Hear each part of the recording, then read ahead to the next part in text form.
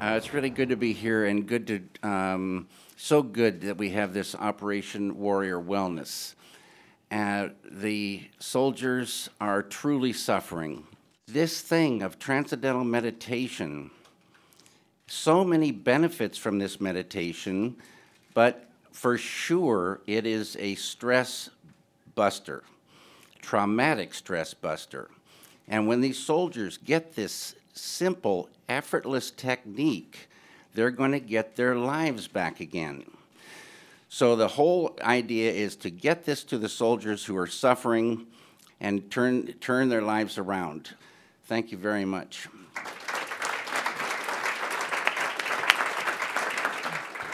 Transcendental Meditation is a systematic scientific program.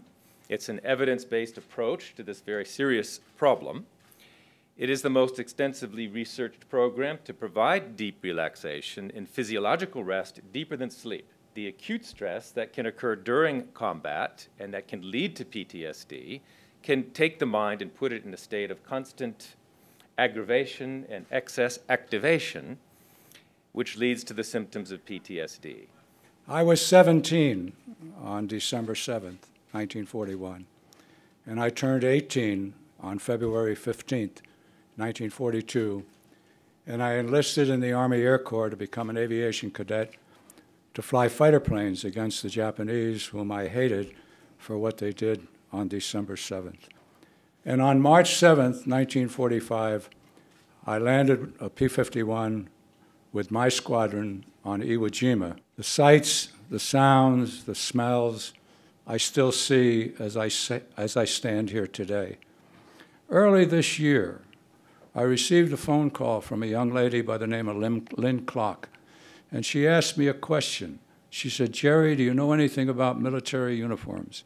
And I says, "Yes, why?"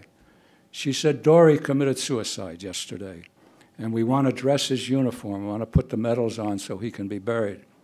I knew what soldiers suffered from, and that his death affected me deeply. And I also knew what the David Lynch Foundation was about. And in one phone call, I asked, could we have a Veterans Division of the David Lynch Foundation? And instantaneously, the answer came back, yes. And this is the launch today of that foundation. We have the ability to teach young people who are suffering tremendously, and meditation can help them. So I appreciate the fact that David Lynch is launching Operation Warrior Wellness, and thank you very, very much.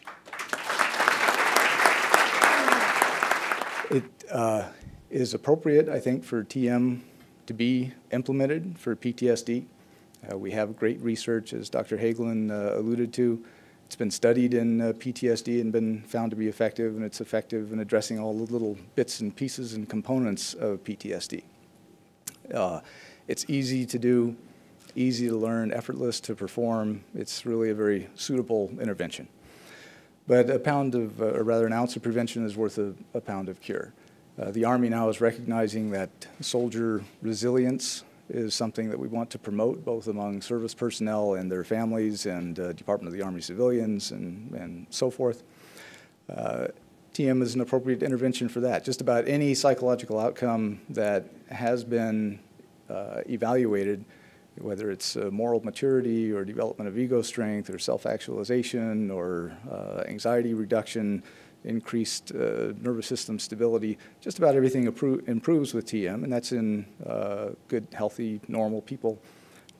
So this is the population that we're looking to address. TM, as we know, is an ancient practice that has been very cleverly adapted so that we can do it every day, twice a day in our modern lives without much stress at all, and in fact very enjoyably so. But there have been now 50 years of research in this technique, and the results are astonishing. And I should say that I'm not a TM insider. I've been in many worlds of research, pharmacological, therapeutic and various kinds, and I came to this really in recent years, but as I delved into the research, I came to scoff and remained to pray, you could say. I was immediately intrigued and fascinated at the excellence of the science and the large number of peer-review publications. As a psychiatrist, somebody who tries to treat people with medications and therapy, I am fully aware that they are far from perfect. The idea that we've got at our disposal this new approach that can, in a powerful and simple and profound way, help people for the most part on their own, without ongoing input by mental health professionals, I think is very exciting, especially in this era of diminishing resources. Thank you. The fame, the celebrity, the consumerism, the wealth, all of these things that pledge happiness but deliver so little of substance. And in learning about Transcendental Meditation, I found very quickly access to a deeper state of happiness, which is very profound and absolute. See, like as I said, I can only talk about my personal experiences. What it felt to me was like the dissolution of my idea of myself. Like I felt like separateness evaporated. I felt this tremendous sense of oneness. I find it, I'm quite an erratic thinker, quite an adrenalized person. And through meditation, I felt this sort of beautiful serenity and selfless connection.